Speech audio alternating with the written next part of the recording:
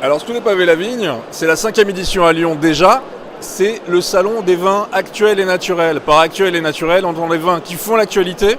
Donc c'est pour ça que ça intéresse un média comme le vôtre, comme Rue 89 Lyon, qui est partenaire du salon et organisateur avec nous.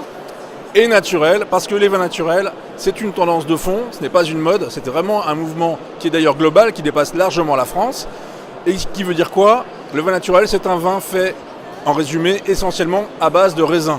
Bio les raisins évidemment, mais voilà, on retourne aux fruits, on retourne à la terre et à la plante, on recherche quelque chose d'authentique dans le vin naturel. Est-ce qu'il y a un label, comme par exemple pour le bio? Comment on peut les reconnaître en fait? Alors c'est tout le problème, en fait le vin naturel n'existe pas. On en boit depuis grosso modo 8000 ans, mais il n'existe pas parce qu'effectivement, officiellement, il n'y a ni cahier des charges, ni reconnaissance. D'ailleurs, certains vignerons qui font du vin naturel prétendent pas du tout faire du vin naturel, ils font juste du vin. Ils voudraient qu'on appelle leur vin vin et pas vin naturel ou vin quoi que ce soit. Mais voilà, il a bien fallu donner un nom à ces vins-là, à ces vins qui sont du moins faisant dans le sens où on met le moins d'additifs possible, on intervient le moins possible sur le raisin, à la vigne également. Et ça donne des choses qui sont effectivement surprenantes, qu'on ne connaît pas parfois, mais souvent dans le bon sens du terme. C'est une belle et heureuse surprise que le vin naturel. Nous, on défend ça, on promeut ça depuis très longtemps. Et on pense, vu le succès de l'événement depuis quelques années, qu'on n'a pas tout à fait tort. On peut les trouver où ces vins naturels? Dans toute la France? On en trouve partout en France, vraiment partout, chez les cavistes en premier lieu, dans beaucoup de restaurants, bistrots. Vraiment, aujourd'hui, on peut tomber par hasard sur du vin naturel, ce qui n'était pas le cas il y a 4-5 ans. Parce qu'il y a une envie, il y a une demande, des consommateurs en premier lieu. Si on en fait, c'est qu'on en boit.